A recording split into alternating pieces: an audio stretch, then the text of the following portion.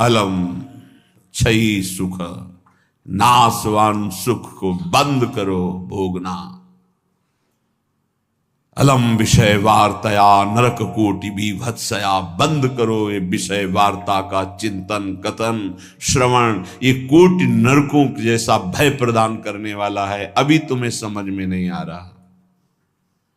ये विषय चित्र देखना, विषय चिंतन करना, विषय क्रियाएं करना बहुत करोड़ों जन्मों में किया है। थोड़ा संयम में हो जाओ। मानव जीवन की दिव्यता, आनंद की दिव्यता, उसका अनुभव करो, परमात्म तत्व का अनुभव करो, नहीं पछताओगे। यहां से कुछ नहीं जाना। कह रहे हैं अलम क्षयी सुखा प्रदैर युवती पुत्रादिकैर। ये बहुत बड़ा आकर्षण है हर हृदय में काम का। विपरीत शरीरों को भोगने की प्रबल इच्छा, यही हमारी दुर्गति कराती चली आई है। इसी का आकर्षण रोकना है। यदि हृदय में ये आकर्षण बना रहा, काम सुख के भोग के लिए विपरीत शरीरों के आकर्षण, शरीरों को भोग करके आनंद की अनुभूति करने की इच्छा, ये दुर्गति करा देती है। दुर्गति ये ऐसा दलदल है, इस दलदल में प्रथम बार जब से उतरे आज तक नहीं निकल पाए। धसता ही चला गया जो इस काम भोग रूपी दलदल में गिरा। इसलिए कह रहे अलम क्षयम सुख, नाशवान चिंता शोक प्रदान करने वाले इस सुखाकर्षण से बचो। जो शरीराकर्षण, इससे बचो, नष्ट हो जाओगे। तुम्हारे जीवनी शक्ति एक सीमित है। अभी यौवन अवस्था है, नष्ट कर लो, फिर किसी काम के नहीं रहोगे। ना भगवत चिंतन, ना शरीर चिंतन का रह जाएगा। केवल शोक चिंतन, चिंता, भय और केवल नाना प्रकार की भयावह कल्पनाएं। बस संयम से नहीं चलोगे, धर्म से नहीं चलोगे तो कोई सुख तुम्हें कभी सुख प्रदान ही नहीं कर पाएगा। धर्मात्मा पुरुष धर्म पूर्वक जब सुख का सेवन करता है तो सुख उसे विरति प्रदान करता है, वैराग्य प्रदान करता है, फिर वो अनुराग के मार्ग में चल पाता है। इसलिए कह रहे कि ये क्षयम नाशवान सुख है, अक्षय परमात्म सुख की तरफ बढ़ने के लिए तुम्हें मानव देह मिला था। लेकिन प्रदैर युवती, मुस्कुराहट, रूपाशक्ति, मृदु भाषण, नाना प्रकार की विलासिता, इसने तुम्हारे मन का अपहरण कर लिया है। बचाओ अपने मन को और मनमोहन की तरफ लगाओ, प्रभु की तरफ लगाओ। मान लो इन महापुरुषों की बात, आज तक कभी कोई तृप्त नहीं हुआ। कोई भी शरीर भोगों से अतृप्त होकर ही मरा और अगले जन्म फिर उन्हीं भोगों में लगा। बहुत सावधान। यदि बात समझ में आ जाएगी तो निहाल हो जाओगे, नहीं समझ में आएगी तो कभी पछताओगे इस बात को सोचकर। ये महापुरुषों के वचन है। धर्म पूर्वक भजन करते हुए यदि भोगों का सेवन करोगे तो वैराग्य हो जाएगा और भगवान के चरणों में अनुराग के मार्ग में चल पड़ोगे, गृहस्थ हो या विरक्त। अधर्म पूर्वक विषयों का सेवन करोगे, मलिन अंतःकरण, रागी अंतःकरण, हिंसक स्वभाव, क्रूर स्वभाव, ससुख वांछा, आसुरी स्वभाव वाला बन जाएगा, जीवन नष्ट हो जाएगा। श्रीपाद कह रहे हैं वित्तादिकैर, धन के द्वारा भोगों को संग्रह करके भोगने की इच्छा, ये महान पापाचरण कराती है। अवस्था हो गई है भोग त्याग कर भजन करने की, फिर भी रुपए के बल से भोग भोगने की प्रबल आकांक्षा, खरीद के भोगेंगे। भोग लो, पैसा है अभी, पुण्य के द्वारा, पूर्व पुण्य के द्वारा तुम्हारे पास जो श्री है, लक्ष्मी है, उसका दुरुपयोग कर लो। दुरुपयोग, 4 भूखों को भोजन पवा देते उसी पैसे से तो तुम्हारी सदगति का कारण बनता। लेकिन 4 भूखों से पैसे छीन कर अपनी वासना की पूर्ति में लगा दिया, वो तुम्हारे सर्वनाश का कारण बन जाएगी। किसी को भी बाहुल्यता भोगों की मिलती, संपत्ति की मिलती तो उसके भोग के लिए नहीं, समाज सेवा के लिए मिलती है। तुम्हारा जितना खर्चा है कम से कम खर्चा करके काम चलाओ, और तुम्हारे पास जो अधिक संपत्ति है वो दूसरों की सेवा में लगाओ, बीमार की सेवा में लगाओ, असहाय की सेवा में लगाओ, भूखों की सेवा में लगाओ, पशु पक्षियों की सेवा में लगाओ, तो धर्म बन जाएगा। और ये धर्मो रक्षति रक्षिता, ये दुर्गति से तुम्हारे धर्म रक्षा कर लेगा। लेकिन जिनके पास धन बढ़ता है उनके पास दोष बढ़ जाता है। मदिरा पान करना, पैसे के बल से व्यभिचार करना, पैसे के घमंड में आकर दूसरे की जीवों की हत्या कराना, मांस खाना, नाना प्रकार के छल कपट द्वारा पैसा, ये महान नरक की प्राप्ति कराता है, घोर दुर्गति होती है। इसलिए कह रहे वित्तादि बचो, बचो, अधर्म के धन से बचो। ये बहुत प्यारा दिखाई देता है लेकिन तुम्हारा सर्वनाश कर देगा। अगर 1 रुपया धर्म का आ जाए तो बुद्धि भ्रष्ट होना शुरू हो जाती है। फिर तुम बड़ी बड़ी संपत्तियां छल कपट से एकत्रित करोगे, तुम्हारी दुर्दशा क्या होगी। श्रीपाद कह रहे हैं विमुक्ति कथप याप्यलम मम नमो विकुंठ श्रेय। जो ऐसे आचरण करते हैं मुक्ति की चर्चा उनके लिए बेकार है। ममता रत सन ज्ञान कहानी, अति लोभी सन विरति बखानी, कामी समझिम हरि कथा, ऊसर बीज बय फल दशा। जैसे ऊसर भूमि में बीज फेंक दो बेकार चला जाएगा, ऐसे कामी पुरुष से भगवान के अनुराग की बात करो, ममता रत से ज्ञान की बातें करो, लोभी से वैराग्य की बातें करो, बोले सब बेकार हो जाती है। इसलिए बेकार हो जाती है कि उनके हृदय में इतनी मलिनता है को समझ ही नहीं पाएंगे। श्रीपाद कह रहे यद्यपि हम चर्चा कर रहे हैं कि अलम छई सुख प्रदैर युवती पुत्र वित्तादिकैर, पर फिर भी ये चर्चा बेकार है, क्योंकि ऐसे भोगी पुरुषों को चर्चा विमुक्ति की, मोक्ष की, परमार्थ पथ की समझ में ही नहीं आएगी। फिर भी हमारी प्रार्थना है कि आप समझने की चेष्टा करें। ये तुम्हारी संपत्ति, ऐश्वर्य, पुत्र, वित्त, स्त्री, परिवार, संबंधी, ये सब एक दिन तुम्हें छोड़ देंगे। तुम्हें अकेला यहां से जाना होगा। तुम्हारे पाप कमाए हुए और पुण्य कमाए हुए वही दोनों साथ जाएंगे। और यदि भजन कर लिया तो पाप पुण्य दोनों को विध्वंस करके वो भगवत प्राप्ति करा देंगे। शुभ अशुभ दुर्ग विध्वंस बल तब जयति जयति जग उच्चरे।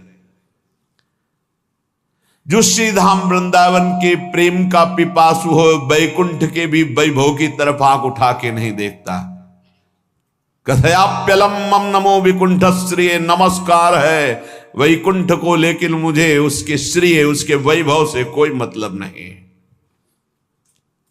परम तु ही भवे भवे भवतु वार्षभाण्यथ, वृषभानु की पुत्री श्री लाडली जू किशोरी जू, परंतु मेरा मन श्री किशोरी जू के चरणारविंद में, जहां ब्रजेंद्र नंदन श्री लाल जो महाराज मुकुट झुकाए हुए हैं, रसघन मोहन मूर्तिम विचित्र केलि महोत्सवोल्लसितम, राधा चरण विलोडित रुचिर शिखंडम हरिम वंदे। मैं श्री किशोरी जू महारानी जू के चरणों की उपासना करता हूं, जिनके चरणों में ब्रजेंद्र नंदन मोर मुकुटधारी स्वयं लाल जू महाराज सर झुकाए हुए हैं। वही वृंदावन मेरा जन्म जन्म की आकांक्षा है, वही मेरा सर्वस्व वृंदावन है, जहां मेरी प्यारी जू और प्यारे जू विराजमान हैं। मुझे नहीं चाहिए वैकुंठ न वैकुंठ का वैभव। अब भी समय है। उपासक यदि आर्त भाव से भगवान से प्रार्थना करे तो प्रार्थना से बहुत जल्दी परिवर्तन होता है। भगवान सत हैं, चिदानंद हैं, प्रेमानंद हैं, करुणामय हैं, और एक भगवान का नाम है भक्ता अनुग्रह कारिणो। जो उनसे प्रार्थना करता है उस पर अनुग्रह कर देते, लेकिन प्रार्थना वही सुनी जाती है जो आर्त भाव हृदय से होती है। सच्ची मानना, तुरंत परिवर्तन देखा गया है। ये हम अपने जीवन की सैकड़ों बार की बात कह रहे हैं। जब कभी ऐसा आया है और प्रार्थना हुई है, मिनट पूरा होना मुश्किल हुआ है और उस प्रार्थना का उत्तर तत्काल मिल गया है। एक बार तो बस प्रार्थना करके हटे कि वह तुरंत उत्तर आ गया। वो ऐसे से ऐसा, अच्छा अच्छा, तत्काल तत्काल। बस अंतर ये होता है कि हम हृदय से प्रार्थना नहीं कर पाते, हमारी प्रार्थना कपट जाल से युक्त होती, इसलिए प्रभु मोहि कपट छल छिद्र न भावा। सच्चिदानंद रूपाय भक्तानुग्रह कारिणो माया निर्मित विश्वाय महेशाय नमो नमः। हे नाथ, आप सच्चिदानंद में हैं, सच्चिद आनंद में। तात्पर्य, हम आपको कुछ दे सकें ऐसी सामर्थ्य नहीं।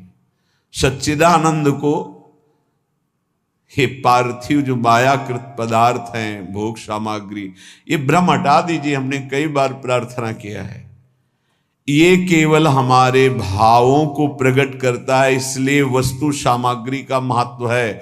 अगर भाव नहीं है तो कोई वस्तु सामग्री का महत्व नहीं। आप 100 कुंतल सोना चढ़ा दो, हमारे प्रभु के लिए कुछ नहीं है। कई बार आपको बताया है, समुद्र को रत्नगर्भा, पृथ्वी को रत्नगर्भा कहा गया है। ऐसे ऐसे पहाड़ हैं जो 4-4 लाख योजन के सोने के हैं, और वो सब मायाकृत है। आप देवलोक को जाइए, वहां स्वर्णिम भवन बने हुए हैं देव गंधर्व अप्सराओं के। अमरावतीपुरी कैसी बनी हुई है, पढ़ करके महाभारत में देखिए कैसी देवराजेंद्र की सभा है, कैसी वरुण जी की सभा है, कैसी लोकपाल अग्नि की, वायुदेव की, होश उड़ जाएंगे। और ये सब मायाकृत है। ऐसे प्रभु को हम क्या दे सकते हैं? और ऐसे प्रभु को जब रोते हुए भाव से किसी ने पत्र अर्पित किया तो बिक गए एक पत्र में। पत्रम पुष्पम फलम तोयम। हे सच्चिदानंद प्रभु, आपके एक संकल्प से संपूर्ण सृष्टि प्रकट हुई है। ये प्रार्थना, मैं नीच आपको क्या दे सकता हूं नाथ? मेरे पास तो जो कुछ है वो सब आपका दिया हुआ है। शब्दों को देखिएगा, हे नाथ, मेरे पास जो कुछ है वो तो आपका दिया हुआ है। आपके एक संकल्प से संपूर्ण सृष्टि हुई है। नाथ, मैं आपको क्या दे सकता हूं प्रसन्न करने के लिए? आप मुझ पे अपनी तरफ से, अपनी कृपा से प्रसन्न हो। जब मैं शरीर की तरफ देखता हूं तो रोगा हरन्ति सततम प्रबला शरीरम कामादयोप्यनुदिनम प्रदहन्ति चित्तम मृत्युश्च नृत्यति सदा कलयन् दिनानि तस्मात् त्वमद्य शरणं मम दीन बंधो। अब अगर हम विचार करें शरीर के लिए तो नाथ, शरीर में कोई न कोई परेशानी बनी रहती। रोगाहरन्ति सततम प्रबला शरीरम, ये प्रबल रोग शरीर को छीन कर रहे हैं। High blood pressure, low blood pressure, sugar, ये वो। हम क्या आपसे वादा करें कि हम ऐसी साधना करेंगे कि आप प्रसन्न हो जाएंगे? पहली बात बाहरी वस्तुओं की। नाथ, आपने एक संकल्प में अनंत ब्रह्मांडों का सृजन किया। स्वामी, मेरे पास जो वस्तु आपकी दी हुई है, मैं किस वस्तु से आपको रिझा सकता हूं? नाथ, वो तो आपकी दी हुई है। रही शरीर की बात, तो रोगाहरन्ति सततम प्रबला शरीरम, प्रबल रोग हमारे शरीर की शक्ति को छीण कर रहे हैं।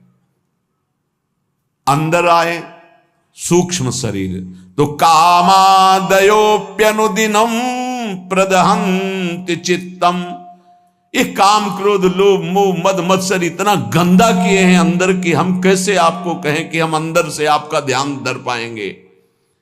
कभी काम अपना प्रभाव दिखाता है, कभी क्रोध अपना प्रभाव, कभी लोभ, कभी मोह, कभी अहंकार, कभी ईर्ष्या। नाथ, बड़ा गंदा हृदय है। और पूरे जीवन की तरफ देखें, वादा करें कि आज संकल्प लेते हैं कि 5 वर्ष हम ऐसा करेंगे, तो 5 मिनट का भरोसा नहीं। मृत्युश्च नृत्यति सदा कलयन् दिनानि, नाच रही मृत्यु सिर पर, पता नहीं प्रभु कब हमारे शरीर का अंत हो जाए। इसलिए नाथ, मैं आज प्रार्थना करता हूं कि मेरे पास आपको प्रसन्न करने के लिए कुछ नहीं है। आपकी दी हुई भोग सामग्री और ये शरीर रोगों का घर, मन विकारों के द्वारा अपवित्र, और प्रभु पूरा जीवन मृत्यु के हवाले, किस समय मेरी मृत्यु हो जाए मुझे भरोसा नहीं, पता नहीं। नाथ तस्मात् त्वमद्य शरणम मम दीन बंधु। हे दीन बंधु, अब एक ही उपाय, मैं आपकी शरण में हूं, आप मुझे अपने चरणों की शरण में रख लीजिए। हे प्रभु, वे देहो विनश्यति सदा परिणामशीलस्, चित्तम च खिद्यति सदा विषयानुरागी, बुद्धि सदा हि रमते विषयेषु नान्तस्, तस्मात् त्वमद्य शरणम मम दीन बंधु। बहुत सुंदर। नाथ, ये शरीर का प्रतिपल परिवर्तन हो रहा है। कभी घुटने के बल था, फिर किशोर अवस्था आई, फिर जवानी आई, फिर धीरे धीरे ढल रहा है। ये नाशवान शरीर नाश की तरफ जा रहा है और प्रभु मन प्रतिपल भोगों में लगा हुआ है, हमारा चित्त प्रतिपल भोगों में लगा हुआ है। ईमानदारी की बात देख लो, ये खाऊंगा, ये पीऊंगा, ये देखूंगा, ये भोगूंगा, ये भोगा, अब ये भोगूंगा, ऐसी ही गणित चलती रहती है अंदर। और मेरी बुद्धि बस एक ही बात, इस विषय को भोगने में ये सुख है निश्चय करती है, विषयों में सुख है। मारा गया प्रभु, मारा गया। कुछ भी ऐसा नहीं है जिस पर मैं टिक सकूं। शरीर टिक नहीं रहा क्योंकि नाशवान प्रतिक्षण नाश की तरफ जा रहा। मन प्रतिक्षण भोगों का चिंतन कर रहा। बुद्धि यही निश्चय करा रही कि भोगों में, रुपया में, घर में, मकान में, स्त्री में, पुत्र में, शरीर में, इन्हीं में सुख है। नाथ, कभी मैं आत्मा राम नहीं बन सका, अर्थात अपने स्वरूप को नहीं जाना कि मैं कौन हूं। इसलिए दीन बंधु, अब आपकी शरण में हूं, बचा लीजिए मुझे। हे नाथ, मैं आपकी शरण में हूं। आयुर्विनश्यति यथा मघटस्तथोयम्, विद्युत प्रभेव चपलाबत यौवनश्री, वृद्धा प्रधावति यथा मृगराज पत्नी, तस्मात् त्वमद्य शरणम मम दीन बंधु। प्रभु, जैसे कच्चे घड़े के प्रभाव को जानो कि पानी डालते ही वो फैल जाता है, नष्ट हो जाता है। कच्चे घड़े में पानी नहीं टिकता। नाथ, इस तरह मेरा शरीर है, कच्चे घड़े की तरह, पता नहीं कब फूट जाए। जैसे पानी का बुलबुला बढ़िया दिखाई दे रहा है लेकिन किस क्षण फूट जाए उसका भरोसा नहीं, बिल्कुल ऐसे ही। विद्युत प्रभेव चपला बत यौवनश्री, ये जवानी, ये वैभव बिजली की तरह है।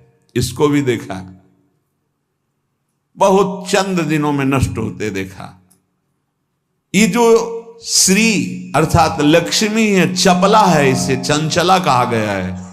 ये किसी एक जेब में बराबर नहीं टिकेगी। वही रुपया लाखों लोग कह चुके हैं कि मेरा है और लाखों कहेंगे मेरा है, वो बदलता चला जाएगा, चपला है। आयुर्विनश्यति यथा मघटस्थ तोयम, विद्युत प्रभेव चपला बत यौवनश्री। ये जवानी, ये रुपया, ये भोग सामग्री, ये वाहवाही किसी की ब्याही हुई नहीं है। आज जवान हो, कल तुम्हारी दुर्दशा हो जाएगी। आज धनी हो, कल मांग करके तुम्हें खाने की भी हिम्मत नहीं रहेगी, ऐसी स्थिति आ जाएगी। बहुत होश में। वृद्धा प्रधावती यथा मृगराज पत्नी, जैसे सिंहनी खाने को तैयार है, ऐसे रोग युक्त वृद्धावस्था तुम्हारा इंतजार कर रही। जब धक्का लगा के घर से बाहर कर दिए जाओगे, कर्म के परिणाम में कुछ भी तुम्हारा नहीं, कोई भी तुम्हारा नहीं।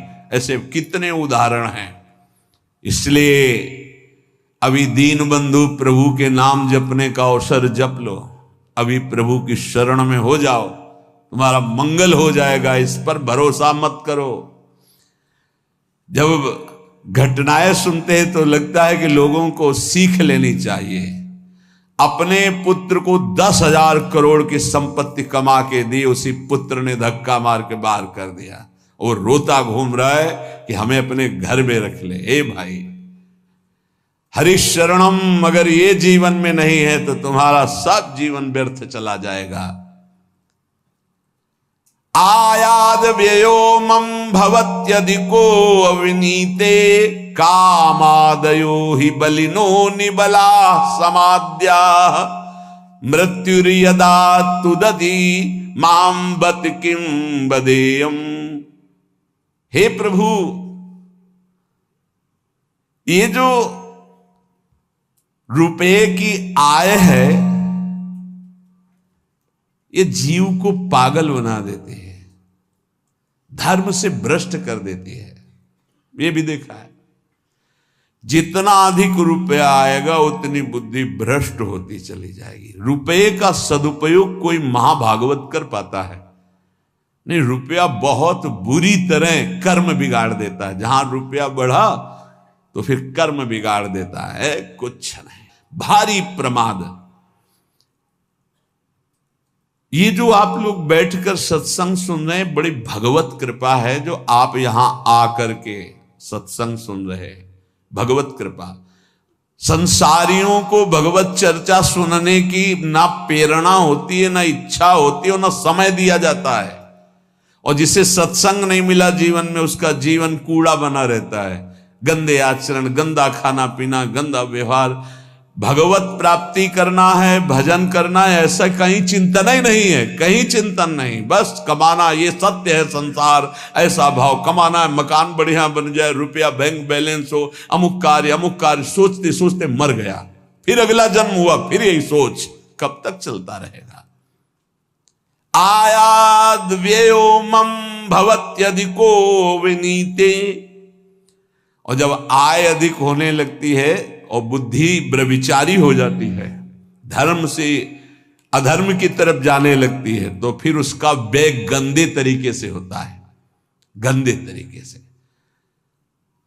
जो धर्मात्मा पुरुष होते हैं उनका धन बहुत अच्छी तरीके से, सो धन धन्य प्रथम गति जाकी। क्या?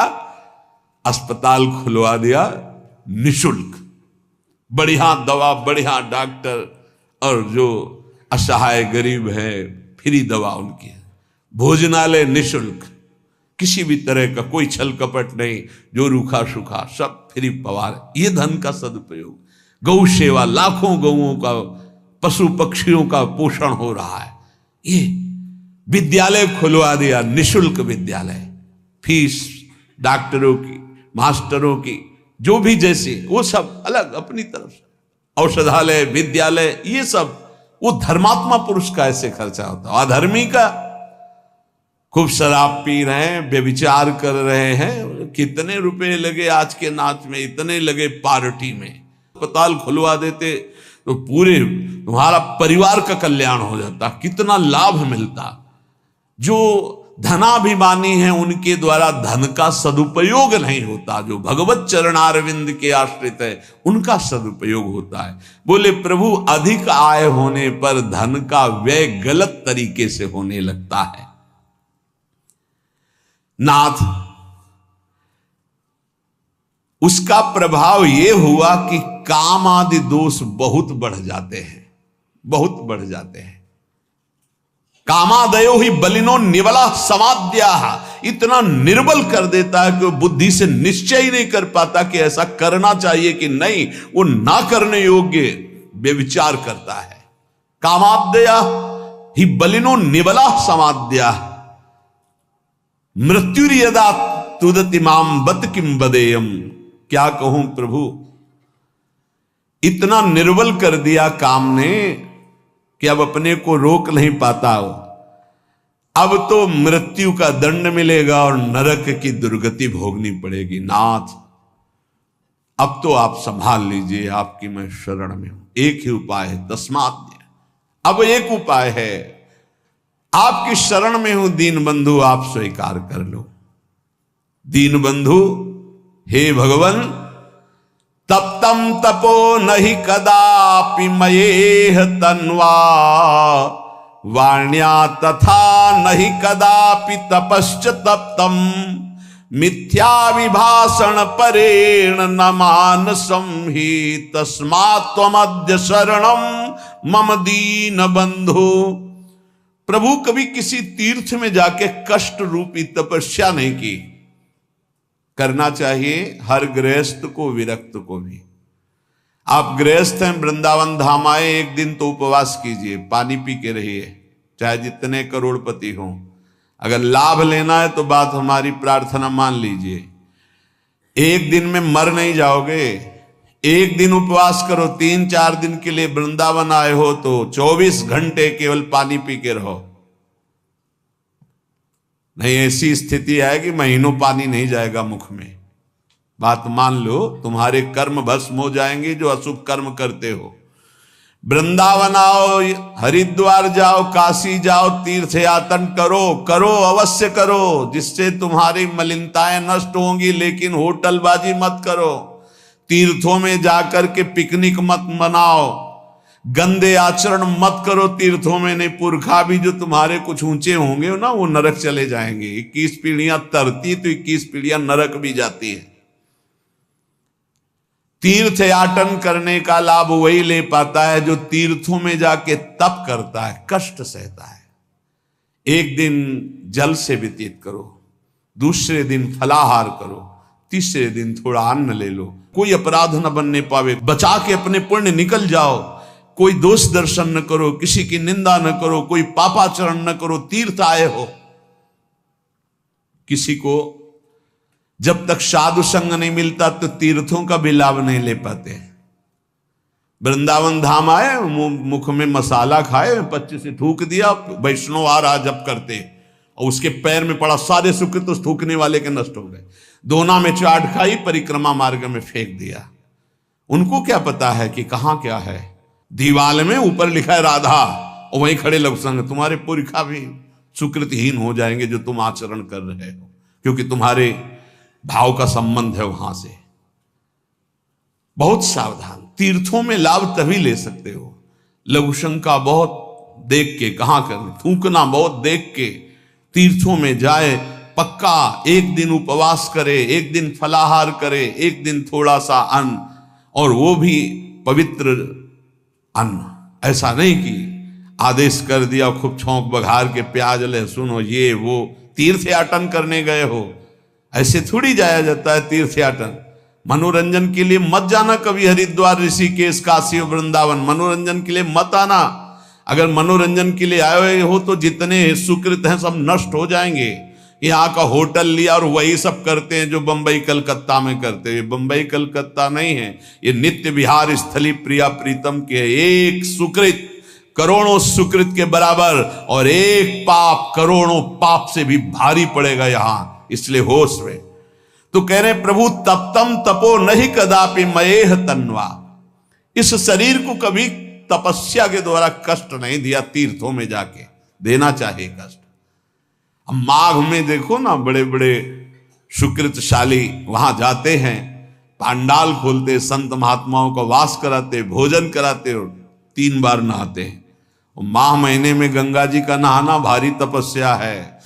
ऐसे एक डुबकी लगाओ तो लगता है सर है कि नहीं है, कुछ पता ही नहीं चलता, इतना ठंडा चल रही वायु। हाँ, गीजर में नहाने वाले गंगा जी में कब डुबकी मार पाएंगे। तो तीर्थों में जाते 8 बजे वहां से उठे हो, गीजर से नहा धो के पान वान खा के बाहर। ऐसे तीर्थ नहीं होते। 3 बजे तड़के जाओ, गंगा स्नान करो, बैठो भजन में, माला चलाओ। 3 दिन 4 दिन जो वृंदावन वास, तीर्थराज, प्रयागवास, काशीवास, ये कठोर तप पूर्वक किया जाता है। पर प्रभु कभी ऐसा नहीं हुआ। दीन बंधु, और वाण्या तथा नहीं कदापि तपश्च तप्तम। वाणी का कभी तप नहीं किया। शरीर का ये तप है तीर्थ याग, और वाणी का तप 2 घंटे 3 घंटे बैठ गए, खूब नाम कीर्तन किया, राधा राधा राधा। नाम कीर्तन में मन बड़े पुण्यात्मा पुरुष का लगता है। और नाम संकीर्तनम यस्य सर्व पाप प्रणाशनम, समस्त पापों को विध्वंस कर देता है नाम कीर्तन। तो वाण्या तथा नहीं कदापि तपश्च तत्तम, नाथ कभी शरीर से तो तप तीर्थों में किया नहीं, वाणी से कभी नाम कीर्तन का तप नहीं किया। पूरी चतुरासी जी गा लिए, सुधा निधि गा लिए, यमुना के तट पर बैठ करके आए 2-4 दिन के लिए और परिक्रमा लगाए, नाम कीर्तन में बैठे, नाम कीर्तन किया, ये कभी तप नहीं किया। मिथ्याभिभाषण परेण, जबान से झूठ बोलना, गाली देना, निंदा करना, पापाचरण करना, प्रभु शरीर से पाप, वाणी से, और मानसम ही, और मन से प्रभु पूछो मत, मन तो सदैव पाप ही सोचता रहता है। तस्मात् तुमद्य शरणम मम दीन बंधो, हे दीन बंधु ऐसे मुझ नीच को अपनी शरण में रख लो।